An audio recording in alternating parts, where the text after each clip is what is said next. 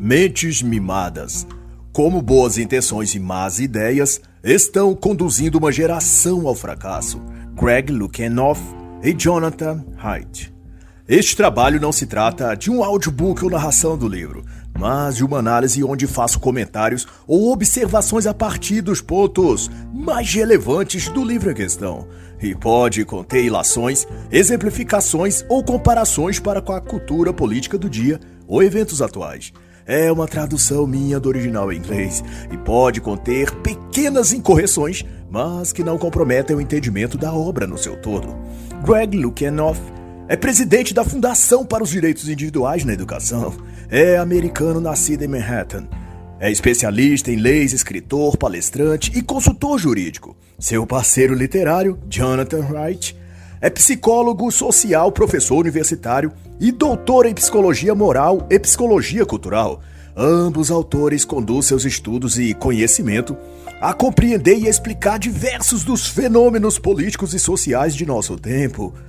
E, por isso, já foram premiados como escritores e como pensadores do meio educacional. O assunto deste livro passa por várias questões, todas pertinentes ao âmbito cultural da linguagem e da censura atualmente aplicada aos que pensam e se expressam para fora da caixinha de sentimentos grupais e opiniões coletivas, também denominados politicamente corretos. Mas o foco principal que entrelaçam esses tópicos é o desenrolar de um padrão ou modo de ser que pode ser ainda muito corrosivo para as próprias pessoas do que elas terem um post ou comentário banido do Twitter ou Facebook. O que está a se construir na sociedade atual é a formatação de uma mentalidade despreparada e frágil para enfrentar os problemas reais do mundo. É uma deriva para a fragilidade, como dizem os próprios autores.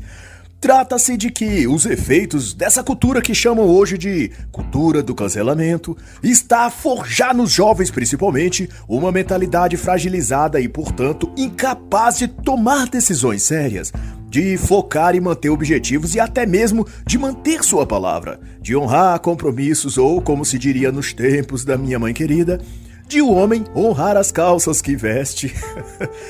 E uma assertiva trazida pelos autores e que ilustra muito bem isso é o adágio da sabedoria popular em que diz: prepare a criança para a estrada, não a estrada para a criança. Essa máxima da ótica de Greg e John sintetiza o que eles já vinham percebendo desde sua viagem à Grécia em 2016, de que certas ideias correntes no mundo ocidental moderno estão prejudicando jovens e adolescentes, sobretudo de criarem vidas satisfatórias. Algo implantado nas universidades, escolas e na cultura em geral estaria levando esses jovens a nutrir perspectivas abstratas e tão esvaziadas de sentido objetivo que depois de alguns anos, ao chegar na vida adulta, eles teriam muita dificuldade de estabelecerem-se emocional, psicológica e financeiramente. Era uma mente conduzida ao fracasso. E percorrendo as trilhas de lugares ermos, de relva e montanhas de estradas íngremes, Jonathan e Lukianoff compararam que aqueles trechos difíceis e sinuosos eram também trilhados por muitos e muitos jovens gregos da antiguidade, em busca de ouvir a sabedoria dos oráculos que viviam ali nas montanhas. O deslizamento de rochas era um perigo sempre iminente. As ravinas estreitas também ameaçavam os que se arriscavam a seguir por elas. Mas, diante disso tudo, o objetivo de alcançar o lugar da sabedoria, a caverna onde morava o sábio, era o que motiva e encorajava esses jovens vindos de toda a parte da Grécia. Tudo isso era parte também de um ritual onde os fracos e amedrontados ficavam para trás, desistiam na metade do caminho, porque para atingir a sabedoria de viver é necessário seguir até o fim da estrada e enfrentar todas as coisas ameaçadoras que apareçam no caminho. E essa é uma mensagem também para o nosso tempo, para uma geração de meninos fracos, de jovens letárgicos e de adultos imersos no fracasso. E daí então Lukianoff e Haidt concebem a seguinte ideia: de 13 verdades que se espalham entre a juventude de nosso tempo e estão a moldar a forma de ser e pensar deles. Sendo estas: 1. A falsidade da fragilidade, baseado na premissa de que o que não te mata te torna mais fraco. 2. A falsidade do raciocínio emocional, a tese de que devemos confiar em nossos sentimentos. E 3. A falsidade do nós contra eles. A premissa de que o ambiente do nosso redor é uma constante batalha entre pessoas boas e pessoas más. E para os autores, essas ideias, em formas e nuances diferentes, circundam o imaginário de toda a sociedade, em maior ou menor grau. E as gerações mais recentes são as que mais sedentos sorveram dessa água contaminada e agora se encontram em falência cerebral ou intelectual, mas também moral, cognitiva e espiritual.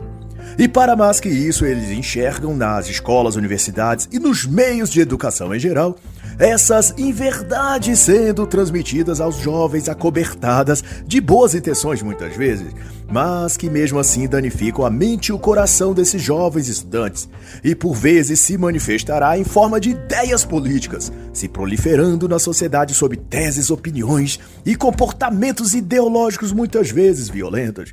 E nesse caso eu cito para ilustrar essa fala dos autores o ocorrido em fevereiro de 2022, quando um grupo de manifestantes da extrema esquerda, liderados pelo vereador Renato Freitas, invadiram a Igreja Católica Nossa Senhora do Rosário, em Curitiba, em plena celebração da missa. Eles portavam bandeiras do PT e do PCB e gritavam palavras de ordem, supostamente tentando combater o alegado racismo estrutural burguês cristão heteronormativo, cujo cristianismo seria para eles o símbolo maior. Mas o que ocorre é que essas pessoas, doutrinadas pelo fundamentalismo das inverdades injetadas em suas mentes, canalizam toda a propaganda marxista e se sentem de fato idealistas lutando pela liberdade, pela justiça e pela igualdade. Mas não obstante essas boas intenções, de acordo com os autores, as mentes dessas pessoas foram imergidas numa bolha ideológica autoafirmativa e tudo o que vem no mundo externo eles interpretam como viés de confirmação daquilo que pensam e sentem em relação ao mundo e às outras pessoas, de que a sociedade está coberta de racismo, de machismo, de homofobia, de violência policial ou contra as minorias, etc. E nessa ânsia e desejo de lutarem contra esses males, eles acabam indo a fundo numa ideologia autoritária, apoiando ou praticando, quando tem chance, a censura, o banimento e denúncia daqueles que eles julgam praticantes dessas coisas. Greg e Jonathan notaram essa tendência à censura e ao radicalismo desde 2013 e 2014 nas universidades americanas, onde eles lecionavam, e em outras partes, em que quando um palestrante era convidado para uma aula ou para expor uma ideia sobre um curso ou livro que ele estava a divulgar, quando os estudantes descobriam que o convidado era eleitor do Partido Republicano, ou ele era cristão, ou era branco, ou qualquer coisa de que os estudantes militantes não gostassem, ele era extremamente agredido por palavras. Ou antes disso, os alunos universitários moviam um boicote às aulas até que os administradores da universidade cancelassem o convite. E se mesmo assim o palestrante fosse ao local e dissertasse seu curso ou palestra, os ativistas da esquerda juvenil invadiam os locais dos eventos e impediam dos outros estudantes participarem do evento, exatamente fazendo um paralelo com o ocorrido no dia 5 de fevereiro de 2022, na igreja em Curitiba. Quem quisesse assistir à missa estava impedido pelos extremistas comunistas, que dizem ser da paz e da igualdade. E nesse contexto, remeto ao livro da extrema esquerda, Bela Baderna, Ferramentas para a Revolução, de Andrew Boyd e Oswald Mitchell, que teve sua primeira edição lançada no Brasil em 2013, e se trata de um manual de táticas e estratégias de tomada do poder e levante revolucionário comunista a partir de ações práticas a serem adotadas por jovens estudantes e adolescentes comuns, a partir do que chamam de intervenção urbana revolucionária.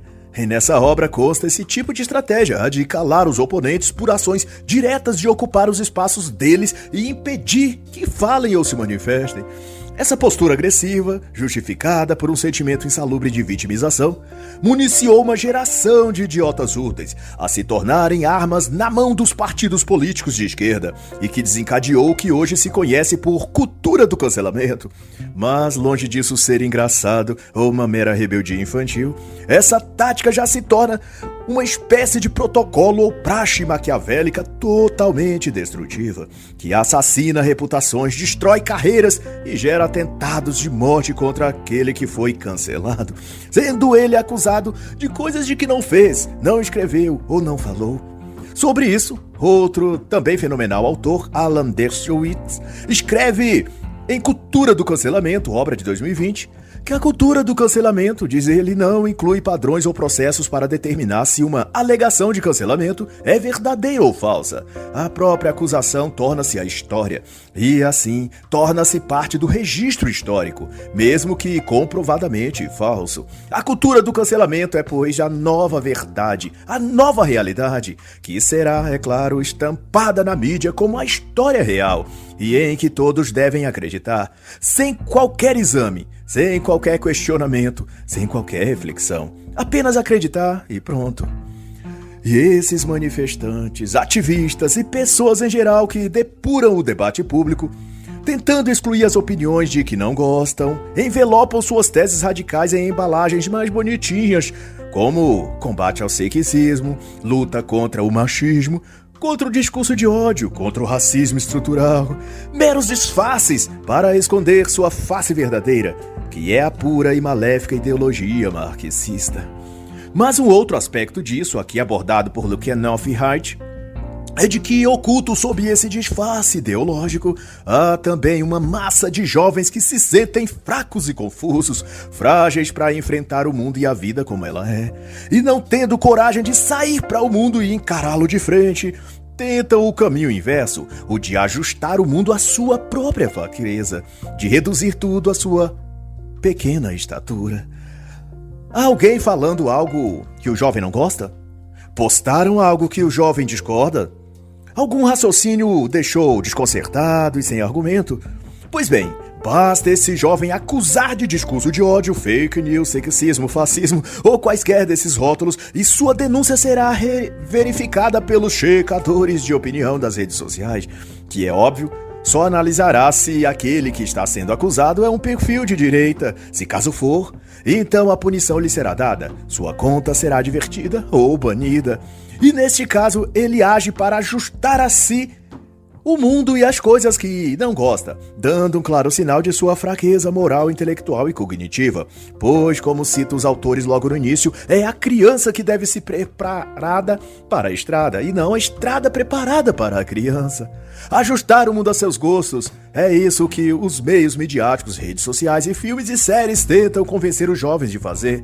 E, com isso, forja uma geração de ineptos, de pessoas autoritárias e intolerantes que, ao menor indício de contrariedade, se tornam violentos e descontrolados. E aqui eu ilustro esse fato com o ocorrido em 30 de janeiro de 2022, em um restaurante de Wisconsin, nos Estados Unidos. As irmãs gêmeas Brianna e Brianta Johnson, de 20 anos de idade, ficaram impacientes com a demora na entrega do pedido. Irritadas com o garçom, desacataram e deixaram o restaurante, retornando momentos depois, armadas. E miraram então na cabeça desse garçom. E Brianna efetuou 2 disparos no rosto do funcionário do restaurante, que ficou gravemente ferido. E todo esse lamentável e trágico desfecho não se trata de caso isolado, mas de uma ponta de iceberg que sobressai na superfície, dando a ver que há muita coisa ali por baixo, que deve ser melhor observado antes que seja tarde demais. Em 2015, nos contos autores, na Universidade de Colômbia, estudantes entraram com uma petição formal junto à administração da faculdade, reivindicando que as matérias padrão, que em toda a época foram cobradas dos alunos como critério para aprovação no curso, fossem reconsideradas. Segundo os estudantes, Santo Agostinho, Dante, Romero e Ovídio eram material ofensivo e que marginalizava as identidades dos alunos. Nas palavras deles próprios, havia dentre eles quem alegasse essas matérias eram emocionalmente perturbadoras e que eles, os alunos, se sentiriam inseguros com as histórias desses pensadores ocidentais. E como se vê, a geração atual reclama de algo que outras gerações tiraram de letra. Sua reação, ao invés de ser a de se superarem, é ao contrário de enfraquecer o ensino, adaptar o currículo e reduzir o grau de dificuldade da matéria, para que eles não tenham de se impor ao esforço de pensar e evoluir. É uma geração que não suporta o desconforto. É a conclusão que se faz. E o princípio aí estabelecido é o que hoje substancia a política de cancelamento nas redes sociais e discursos públicos. É a mesma ideia e prática de bloquear pessoas e opiniões que eles, os jovens fragilizados, não suportam ouvir. Eles querem ser protegidos, poupados do desconforto emocional de ter de escutar quaisquer coisas que não gostem. São exatamente crianças mimadas, chorando quando o leite do peito acaba, ou quando a mamãe lhes deixa no berço para que ela cuide dos afazeres de casa. A criança birrenta e mimada chora e esperneia, não suportando ficar sozinha um minuto que seja. Ela reivindica ser abraçada e confortada o tempo todo. Mentes mimadas, é isso que são boa parte da juventude deste século. Aqueles que são frágeis se sentem o tempo todo em perigo. É o que postula os autores, cobertos de razão, pois o frágil vê tudo e todos como mais forte que ele, e por isso uma ameaça à sua estrutura delicada. Só que neste caso a fragilidade é mental, é emocional, psicológica. E a cultura do cancelamento diz respeito exatamente disso. De um bando de moleques mimados de todas as idades e gêneros, magoados porque alguém falou, escreveu ou tweetou algo que ele não gostou. E se deparar com aquele post ou vídeo por mais 5 minutos, o levará a uma crise de ansiedade ou depressão. Então, a alternativa é exigir que o YouTube, o Facebook ou o Twitter remova imediatamente aquele conteúdo, antes que o jovem dinâmico da esquerda se sinta ainda mais abalado.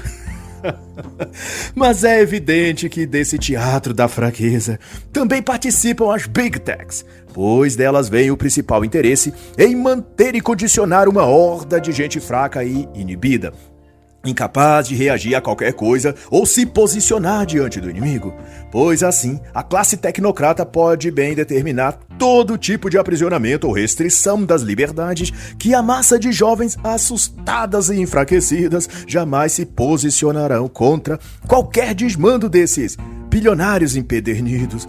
Dentro da mente desses jovens, eles correm perigos com as doenças infecto-virais, com as mudanças climáticas, com o avanço da direita conservadora, com o racismo estrutural, com o patriarcado machista, homofóbico, enfim.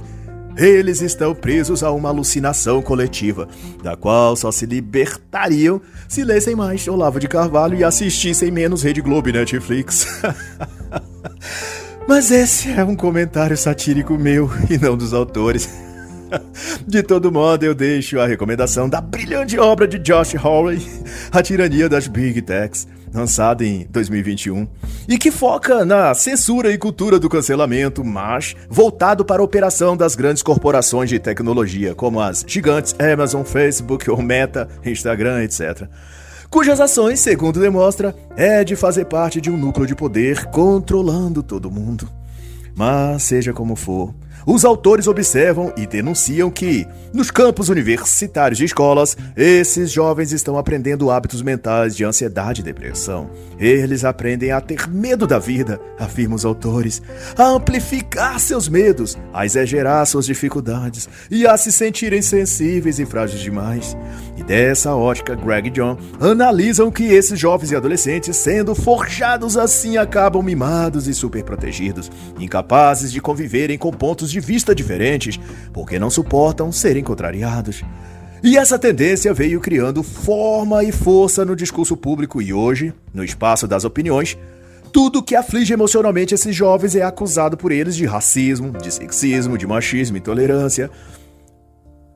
Destaque para o movimento Me Too, por exemplo, que ampliou ao extremo o sentimento de vítima que esses jovens, as meninas pelo menos, tinham em relação à sociedade e aos homens, grosso modo. E a escalada disso vem ganhando proporções absurdas, à medida que as mídias digitais se tornam cada vez mais presentes no cotidiano das pessoas.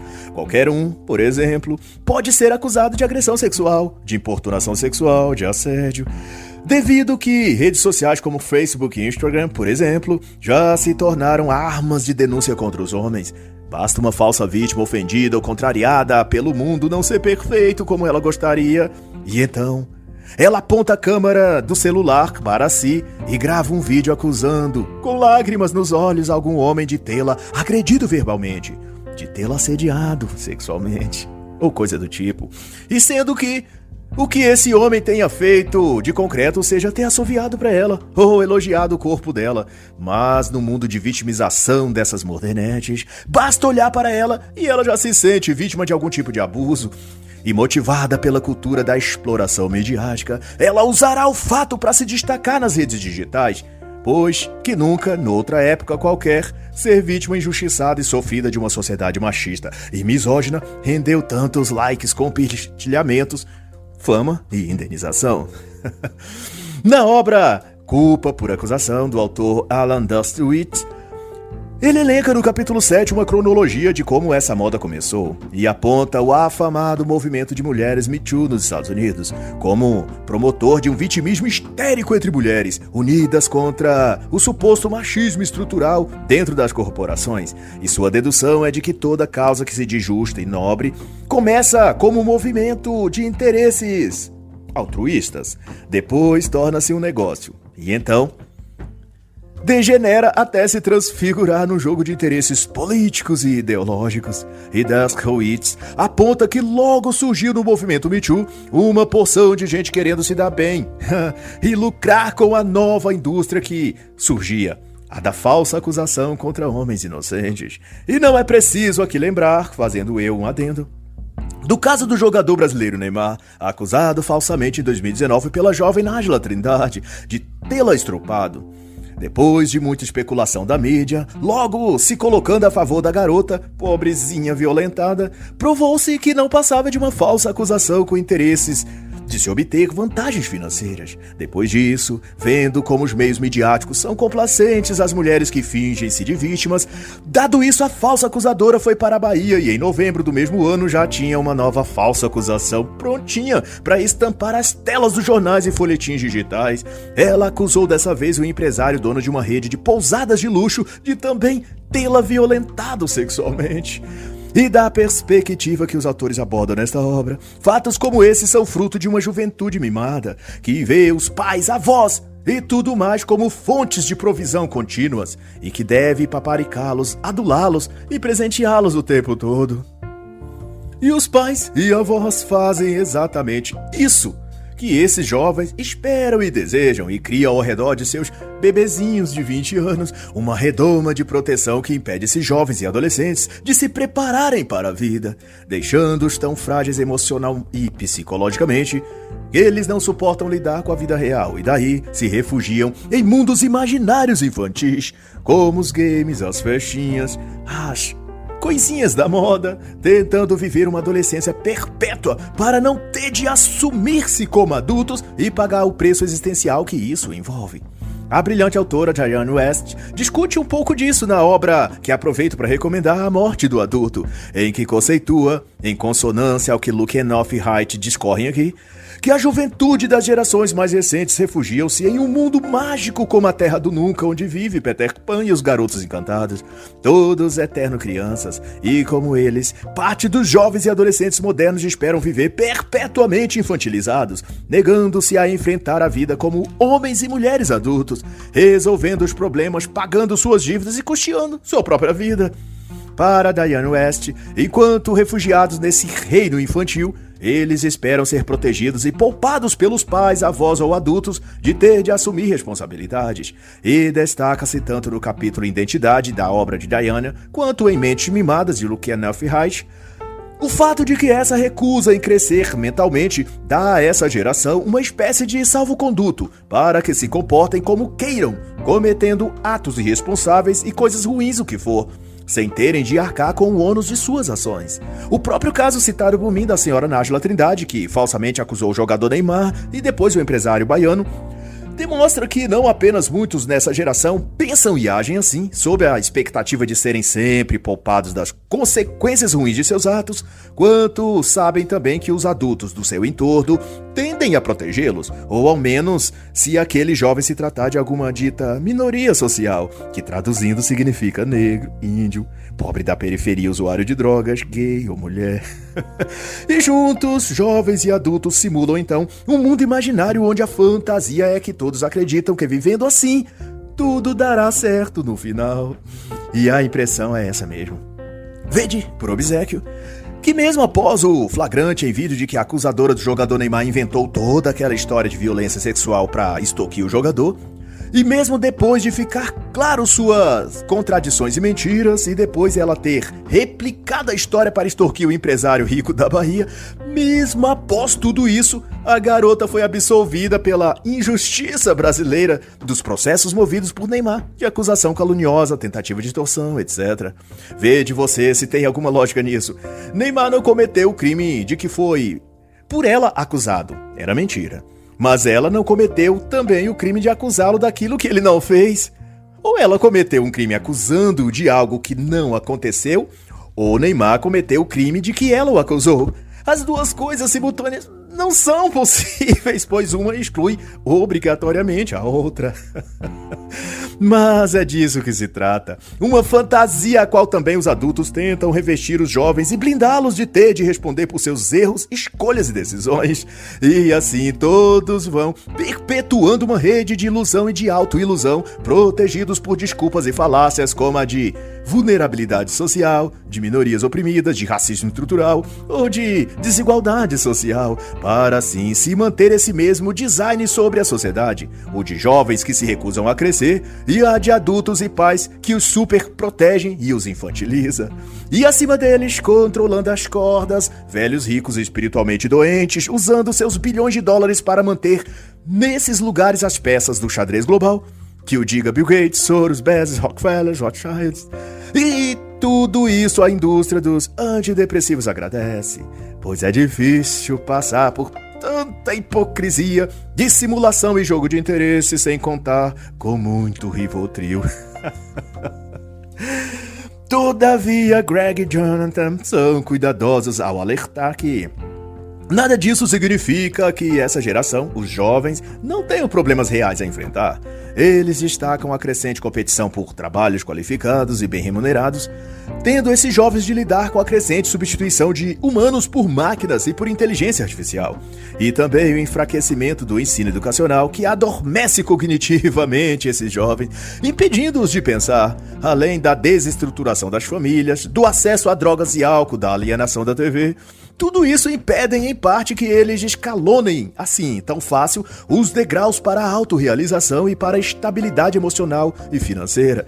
Contudo, ao mesmo tempo, os autores destacam que, assim como agora pessoas de outras gerações também tiveram seus desafios e dilemas. Não muito tempo, jovens estavam abandonando seus sonhos e projetos para lutarem numa guerra criada por engravatados de Wall Street. E muitos que retornaram para casa estavam tão dilacerados pela guerra que lhes custaria muito, emocionalmente, colocar de novo a vida em ordem e retomar seus sonhos. Cada época, portanto, tem seus próprios dramas.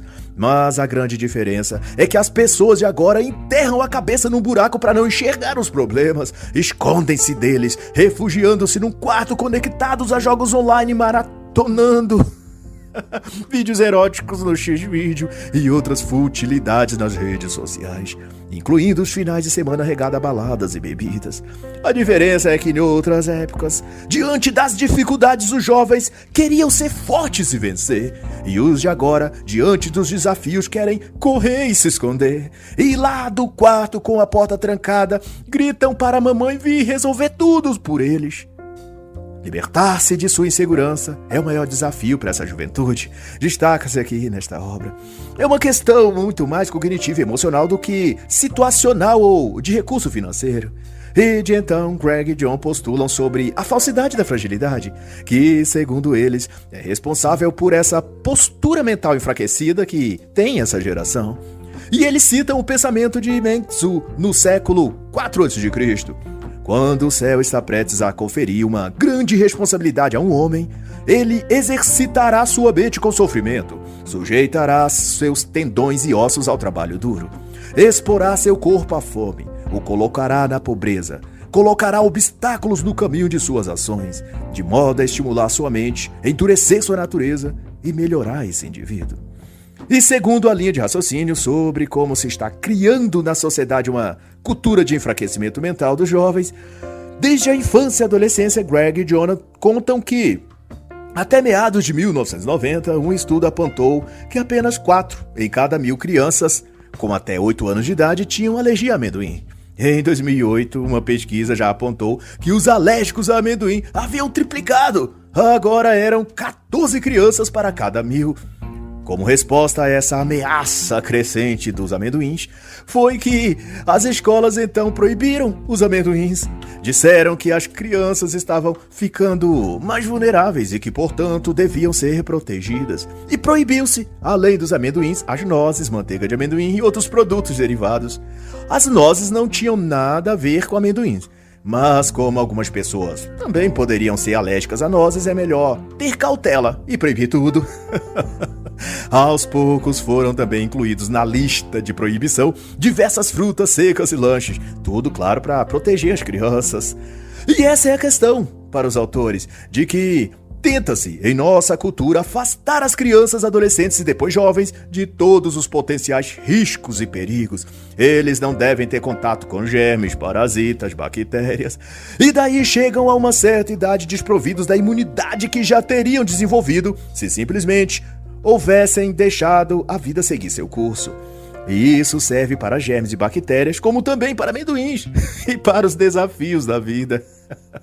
E nas palavras dos autores, isso cria uma reação exagerada a coisas que não são realmente ameaçadoras. Proteger as crianças de todos os riscos possíveis, completa eles, acaba levando-as, quando adultas, a reagir com medo a situações que não são arriscadas e então a privá-las de desenvolver habilidades que lhes seriam essenciais para o bem-estar de suas próprias vidas. E assim se tem a premissa de que são seres vulneráveis e que precisam ser poupados de experiências dolorosas, de potenciais fracassos, de receber ou até presenciar insultos, etc. Pois tais coisas seriam traumatizantes para as pobres coitadinhas. E para Haidt e Greg, no entanto, os seres humanos precisam de desafios e estressores, como eles chamam, físicos e mentais, para se desenvolverem adequadamente. E eles então invocam Nassim Taleb, na obra O Cisne Negro, para conceituar que o risco faz parte da vida e do processo de crescimento físico e mental. Eventos ruins ou difíceis, segundo Taleb, formam a base sobre a qual construímos nossa maturidade e nossa força, tanto psicológica como toda outra. E a esse sistema interno Nassim chama de antifragilidade, um conceito muito melhor ainda explicitado na obra dele que, deixo aqui a recomendação, Antifrágil, Coisas que se beneficiam com o caos, lançado em 2012. Em comparação, Greg e John comparam com o próprio sistema imunológico humano, que se fortalece à medida que é posto em face aos agentes contaminantes, formando uma barreira natural interna chamada anticorpos. São os desafios e estresse da vida que geram em nós a capacidade de aprender, de se adaptar e crescer, afirmam os autores. E por outro lado, o oposto ocorre. Enfraquecimento, atrofia muscular ou cerebral, letargia e hipersensibilidade, quando se é impedido de passar por certas experiências ruins e dolorosas. A superproteção, portanto, é uma tolice que tem por objetivo eliminar qualquer coisa que possa incomodar as pessoas. E isso começa na infância, como no caso dos amendoins proibidos nas escolas, até questões que envolvem a adolescência e juventude. Depressão, ansiedade, suicídio na adolescência tem então subido assustadoramente na escala, e uma das causas é justamente de os pais, avós e adultos colocarem um guarda-chuva protetor sobre esses jovens, não deixando que eles passem pelas coisas que têm de passar. Nos campos universitários, então, se tem chegado ao ridículo de criarem até um conceito próprio no qual incluir os jovens nesse sistema ideológico de superproteção. Chamam de segurança emocional.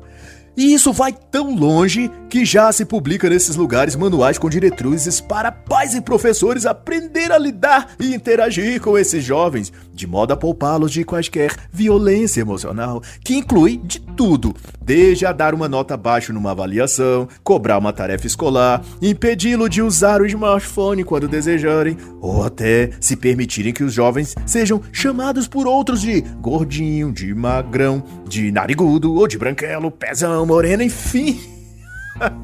Brincadeiras, memes ou zoação foram para a lista de agressão emocional.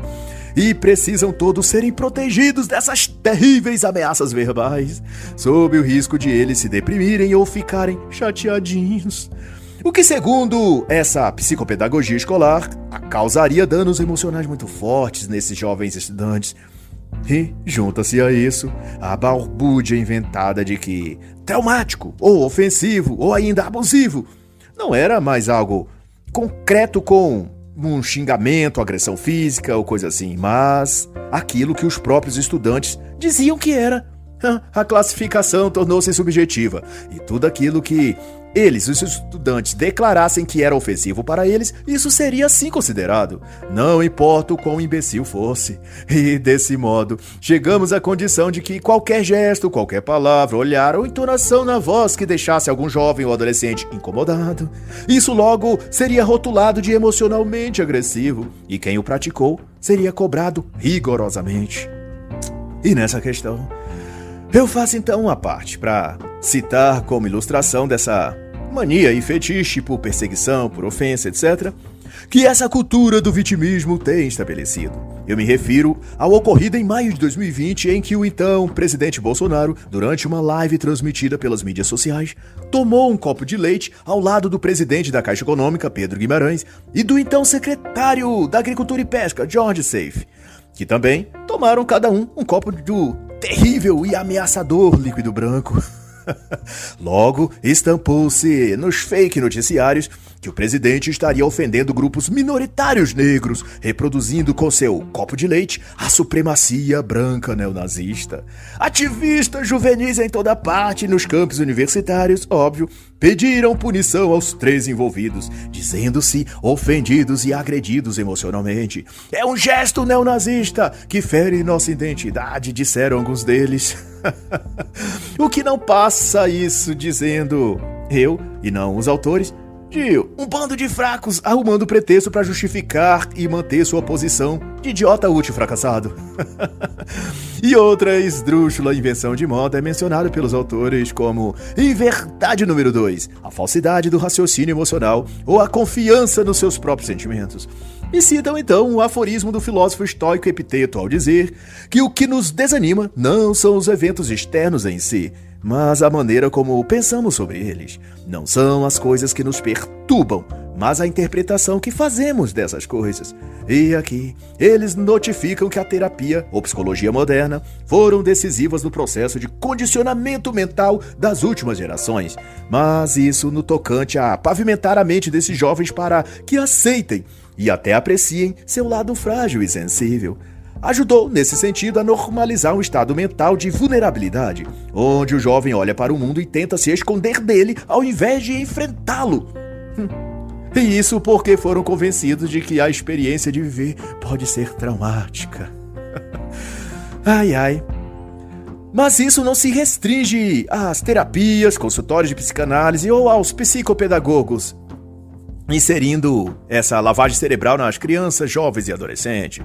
Não muito tempo atrás, eu pude ver esse efeito na própria internet, num canal de YouTube, onde um jovem dedicado a aconselhar outros jovens, os quais todos se diziam redipilados e fora da Matrix, ditos, portanto, masculinistas ou machosfera, apesar de toda a pretensão de se dizerem esclarecidos e libertos da Blue Pill, o conselho dado e recebido era de que, abre aspas, hoje em dia não vale mais a pena o jovem sair da casa dos pais. Está tudo caro, aluguel caro, água, luz, alimentação. Fora da casa dos pais, o jovem, além disso, estaria sujeito a bandidos assaltarem sua casa, a ficar desempregado e não poder pagar o aluguel, etc. Ao passo que na casa dos pais ele não precisa cozinhar, nem lavar sua roupa e ainda tem tudo à sua disposição. Fecha aspas. A conclusão que chegaram nessa live é de que o melhor para a juventude é ficar quietinho no quartinho que ele tem garantido enquanto viver com seus pais. E então todos os outros concordaram que o melhor mesmo é não se casar, não ter filhos e não deixar nunca jamais a casa dos pais, mesmo após os 30 ou 40 anos de idade. E essa concepção parte do pressuposto de que tratam Lukianoff e Haidt neste capítulo, de que os jovens amplificam seus medos e nunca desenvolvem a postura de coragem de sair para a vida e para o mundo. É sempre a tentativa de perdurar para sempre sua estadia na zona de conforto, não querer desafios, não aceitar os riscos, fugir dos problemas. E tudo porque estão convencidos de que a vida pode ser desagradável e eles podem ser feridos e machucados se ousarem encará-la. Seus instintos e sentimentos alertam que tudo à sua volta é perigoso e ameaçador. É melhor eles então evitarem rotas que ameacem seu bem-estar.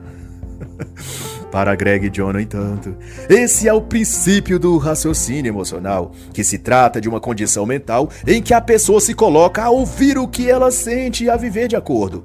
Mas o problema é que os sentimentos, apesar de atraentes, nunca são tão confiáveis, como diz Greg e John. Muitas vezes, diz eles, o que sentimos distorce a realidade e não faz perceber as coisas de um modo equivocado. Porque os sentimentos de medo, preocupação ou de estresse podem conduzir à autopreservação, fazendo com que o indivíduo tome decisões baseadas na vontade ou intenção de se proteger, o que pode evitar problemas, mas também pode impedir dessa pessoa alcançar algo bom e melhor, como uma promoção na carreira, uma elevação salarial, o fechamento de um ótimo negócio, etc. Tudo porque tudo que é importante não vem coberto de flores apenas, também vem contendo espinhos, que precisam ser tirados para que se aproveite o melhor da flor. Mas ao evitar os espinhos, tende-se inevitavelmente a abrir mão de todo o restante. Os sentimentos precisam ser questionados quando surgem, vão dizer então os autores. É preciso, antes de segui-los, avaliar de onde vêm, por que estão ali e para onde apontam, que decisões nos motivam a tomar. O raciocínio emocional é isso. Uma forma de interpretar o mundo e suas ocorrências de modo passivo e emotivo, sempre pautado em se a pessoa está se sentindo confortável, se está em paz consigo mesmo, como dizem por aí. Viver baseado nos sentimentos é se manter longe do que é necessário para crescer e expandir sua própria vida. E os autores apontam, além disso, que existe um ciclo vicioso negativo que envolve pensamentos, sentimentos e comportamentos. Isto é, pensamentos se estabelecem e viram crenças, que geram sentimentos e que, por fim, motivam as ações. Então, toda vez que se está sentindo algo, na verdade o corpo ou a mente está correspondendo às crenças que o sujeito estabeleceu através dos seus pensamentos e que, por último, irá conduzi-lo a determinadas respostas emocionais em forma de comportamentos. Então, quando a pessoa escuta seus sentimentos e não submete isso ao crivo da razão, ele tende a agir impulsivamente, emocionalmente, e quase sempre isso dá errado. E nesse ponto, para não alongar, deixo a recomendação das obras fenomenais pertinentes a esse assunto: Hábitos Atômicos, de James Clear, e Hábitos da Mente, de James Sire. E com isso, se chega à terceira inverdade postulada pelos autores, chamada de a falsidade do nós contra eles, ou a vida como uma batalha entre o bem e o mal. E nesse bojo de metalinguagem, se tem aqui que se trata de uma percepção também emotiva e deslocada da realidade, em que o indivíduo rotula de agressivo ou ofensivo qualquer mínimo detalhe percebido na fala do outro, e a partir disso se vitimiza de que foi violentado pelas palavras daquele indivíduo. Isso ocorre principalmente no ambiente escolar e universitário, e especialmente é levantado por aqueles que integram grupos de ativismo, movimento negro, dos gays, do direito das mulheres, grupos veganos, em posse do sentimento de que foi agredido ou microagredido, quando a agressão, segundo eles, é sutil e indireta. Ancorados nisso, essas pessoas encenam uma batalha entre o bem e o mal, nós e eles. Na versão ainda mais atual, fazendo eu uma atualização por minha conta mesmo, isso também é visto no duelo retórico de pessoas que ouvem a ciência versus os negacionistas, ou os a favor do progresso e os obscurantistas, os vacinados versus os não vacinados. Em muitos formatos, essa guerra, esse esquema entre o bem e o mal se estende desde um campo universitário até o ambiente político, e o debate reflete o pensamento dicotômico maniqueísta, de que é possível separar as pessoas entre inteiramente más e completamente boas, e colocá-las de um lado e outro. Mas ocorre que seres humanos tanto podem ter boas ações ou boas ideias no momento, e no outro algo inverso a isso, algo ruim. E aqui depara-se com o mesmo flagelo da suposição da fragilidade juvenil, de que são vulneráveis e frágeis e têm de ser protegidos das adversidades da vida, pois que, uma vez que há um grupo que represente o bem e outro que encarna o mal, a premissa seguinte será de separar esses dois lados e limitar o contato entre eles. Forma-se daí uma estrutura de gueto nazista, onde os judeus, significando os maus ou os párias da sociedade, devem ser restritos bonitos e o restante, bons e totalmente puros, colocados noutras partes limpas e bem localizadas. E daí em diante ninguém duvide do que o passe imediato será o mesmo que o nazista infame Hitler tomou, o de aniquilar a parte ruim da cidade ou do país. A capacidade de tolerar ofensas, de conviver com o mal, por assim dizer, são as marcas de uma sociedade amadurecida, honesta e feliz. E o que postulam os autores em sua reflexão, mas, muito ao contrário, o nós contra eles, a postura de guerra, de bem contra o mal, rotula e estigmatiza de um modo tão marcante que, uma vez encaixado no lado dos maus, mocinhos, não importa o quanto fique provado que você não é, o rótulo, o carimbo ou a etiqueta que lhe colocaram vai permanecer até que você saia do cenário público. Vá à falência financeira, seja demitido, seu negócio feche ou você mude de cidade, estado ou até de país. Um caso emblemático é relatado pelos autores ocorrido no Claremont McKenna College, nas cercanias de Los Angeles, em 2015. Uma estudante americana, mas filha de pais imigrantes do México, escreveu em sua rede social o quanto se sentia deslocada e inferiorizada por ser minoria no campus universitário. Ela apontou que, em seu ver, era uma política xenófoba da instituição, em que latinos e imigrantes ocupavam as funções mais subalternas, como de limpeza, zeladoria ou manutenção. Ao passo que a elite branca burguesa estavam como professores, reitores, coordenadores. Sua reclamação repercutiu nas redes sociais e, temendo uma exposição negativa da escola, a reitora Mary Spellman enviou um e-mail à estudante para confortá-la. Dizia o comunicado que ela, a reitora e toda a faculdade sentia muito pelo modo que a jovem se sentia e que estaria trabalhando formas e meios de que todos se sentissem parte dali e se encaixassem nos moldes da instituição.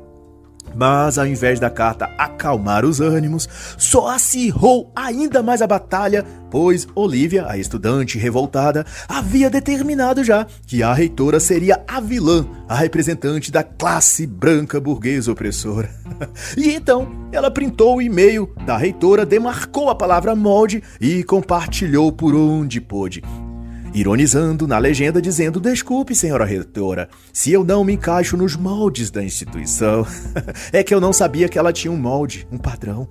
Rapidamente, sua tentativa de lacrar deu resultado, e vários estudantes negros, filhos ou netos de imigrantes e outras minorias sociais cercaram a sala da reitoria e com megafones reivindicavam a saída dela, a qual teve de renunciar sob risco de toda Claremont ser depredada pelos estudantes. E isso tem um simbolismo muito claro, de que a posição que alguém passa a ocupar, de aliado ou inimigo de uma causa, não tem a ver com os fatos objetivos, mas com os sentimentos e sensações que uma juventude mimada, depressiva e entediada tem. E de então, deixo para recomendar uma excelente obra que aborda magistralmente esse tópico do sentimentalismo juvenil levado às últimas consequências e embalado por uma ideologia política, assim como o marxismo faz. Eu me refiro ao best-seller Podres de Mimados, de Theodore Dalrymple, que vale muito a pena ler. Ele diz, com incrível precisão, que o culto do sentimentalismo destrói a capacidade de pensar e até a consciência de que é necessário pensar.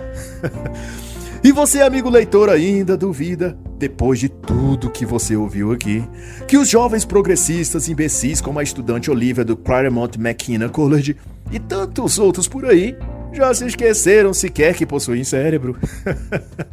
E que uma das funções e habilidades desse órgão é justamente pensar?